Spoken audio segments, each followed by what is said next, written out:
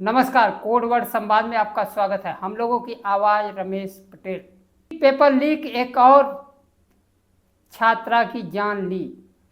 लोकसभा में विपक्ष के नेता राहुल गांधी ने कहा, भयंकर आर्थिक सुनामी आने वाली है। समय के साथ खबर पाने के लिए चैनल को सब्सक्राइब करें। नमस्कार, खबर विस्तार से।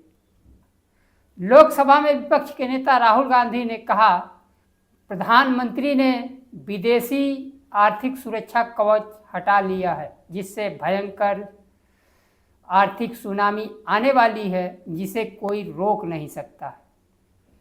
उन्होंने कहा, देश के अंदर चुनाव आयोग 3 साल पहले पूरी तरह से कंट्रोल था। सीनियर अधिकारी और जुडिशरी से मैसेज आ रहा है, इनके मोदी शाह के कंट्रोल संस्थान में विद्रोह की स्थिति बन गई है। पूरा सिस्टम हिल रहा है। डोवेल मोदी की व्यवस्था ध्वस्त हो गई है। शाह मोदी जानते हैं, हम जिस सिस्टम को कंट्रोल करते थे वह अब ध्वस्त हो चुका है। वहां से सूचना राहुल गांधी को। उन्होंने कहा, चुनाव आयोग को भी डर लगता है। जनता सड़क पर उतरेगी तो चुनाव आयोग हो, सुप्रीम कोर्ट हो, ईडी हो, सीबीआई हो, सबको डर लगता है। आखिर अमित शाह और मोदी कब तक जनता को भ्रम में रखकर में ढकेल। शिक्षा, नौकरी, देश के संस्थानों को नियंत्रित कर आदिवासी, दलित, पिछड़े और भारतीय जनता पार्टी की सरकार चोट कर रही है। वंचित वर्ग से शिक्षा, नौकरी छीनी। नीट परीक्षा लीक ने एक और जान ले ली है। नागपुर की आकांक्षा डॉक्टर बनकर देश की सेवा करना चाहती थी। लोकसभा में विपक्ष के नेता राहुल गांधी ने कहा, पिछले 12 वर्षों में शिक्षा में बर्बादी की कीमत युवा पीढ़ी चुका रहा है। छात्रा की मौत मोदी की एक भ्रष्ट टूटी हुई व्यवस्था की देन है। आकांक्षा के पिता किसान हैं। उन्होंने बेटी को डॉक्टर बनाने के लिए 3 लाख रुपए किसान क्रेडिट कार्ड से कर्ज लिए थे। खुद एक कुक की नौकरी करते थे। जो हो सकता था वह किए। नीट पेपर लीक हुआ, परीक्षा रद्द हुई। अनिश्चितता के बीच आकांक्षा ने देश और दुनिया को छोड़कर चली गई। और शिक्षा मंत्री धर्मेंद्र प्रधान आज भी कुर्सी पर कायम है। फिर वही कमेटी, वही ट्रांसफर, वही जांच, न सुधार न न्याय। मोदी जी को संबोधित करते हुए उन्होंने कहा कि कुर्सी अस्थायी नहीं होती। 12 वर्षों में शिक्षा व्यवस्था इस हद तक बर्बाद कर दिया गया है कि पेपर लीक, भर्ती परीक्षा का भी पेपर लीक, और दलित, पिछड़े, आदिवासियों को एनएसएफ करके नौकरियां छीन ली जा रही है। देश में केवल युवा ही बेरोजगार नहीं हो रहे, बल्कि कई पीढ़ियां बर्बाद की जा रही है। नीट पेपर लीक के बीच सीबीएसई की परीक्षा मार्किंग में गड़बड़ी की भी खबर आ गई। जो अंधभक्त थे,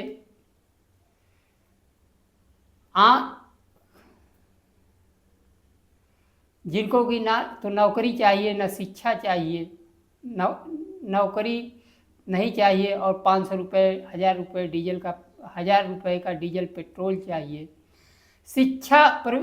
शिक्षा व्यवस्था गिरने से अब वह भी हिलने लगे हैं।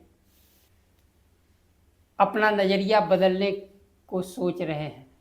यह शिक्षा लीक का शतक लगाने जा रही है।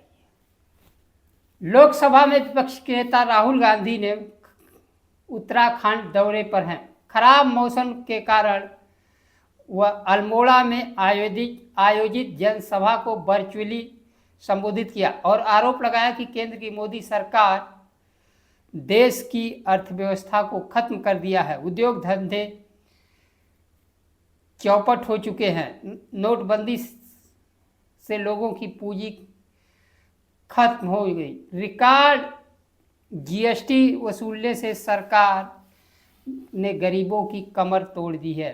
गलत विदेश नीति से दुनिया में भारत अपनी साख खो चुका है। आज चाहे रूस यूक्रेन युद्ध हो, दुनिया के किसी भी पटल पर अपनी भूमिका निभाने के लिए तैयार नहीं है। सबसे कमजोर देश पाकिस्तान, ईरान और अमेरिका युद्ध का मध्यस्थता कर रहा है। भारत रूस ईरान से सस्ता तेल लेने के बजाय अमेरिका से महंगा तेल खरीद रहा है। अमेरिका से आदेश का इंतजार भारत के प्रधानमंत्री कर रहे हैं। ईरान युद्ध के समय अमेरिका ने किस्तों में रूस से तेल खरीदने की अनुमति परमिशन दी थी।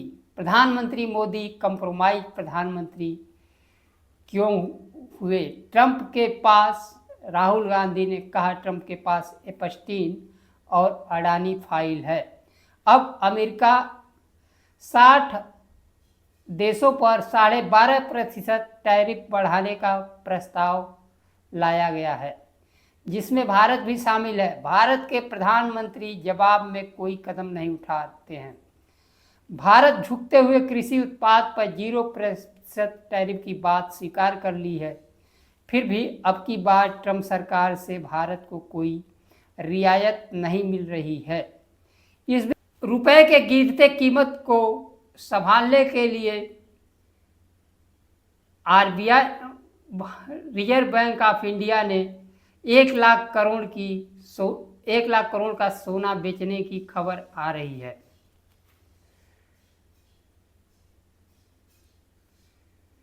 रुपए की कीमत डॉलर के मुकाबले लगातार गिर रहा था।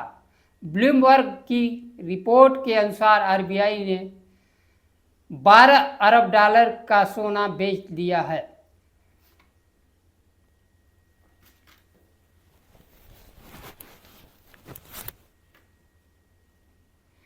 लेकिन आरबीआई ने खंडन किया है। अब तक मोदी सरकार जनता से सत्य छुपाती रही है। यह सरकार झूठ के नींव पर टिकी हुई है। मोदी सरकार यहाँ देश के संस्थानों को एक एक करके पूंजीपतियों को सौंपा। वहीं जनता के बीच 90% जनता यह नहीं जानती है कि मोदी सरकार ने देश के संस्थानों को ही, देश की 90% जनता यह नहीं जानती है कि प्रधानमंत्री मोदी ने देश के संस्थानों को बेच दिया है। सामान्य वर्ग तो जानता है, वह जानता है कि देश के संस्थान बिक रहे हैं, लेकिन इसे बेचवाने में सामान्य वर्ग की बड़ी हाथ है, क्योंकि वह एक पहली नौकरी पा चुका है। अब पहली नौकरी दलित पिछड़ों को ना मिल जाए, इसलिए देश के संस्थानों को ही बेचकर खत्म कर दिया जाए। अब देश में एक और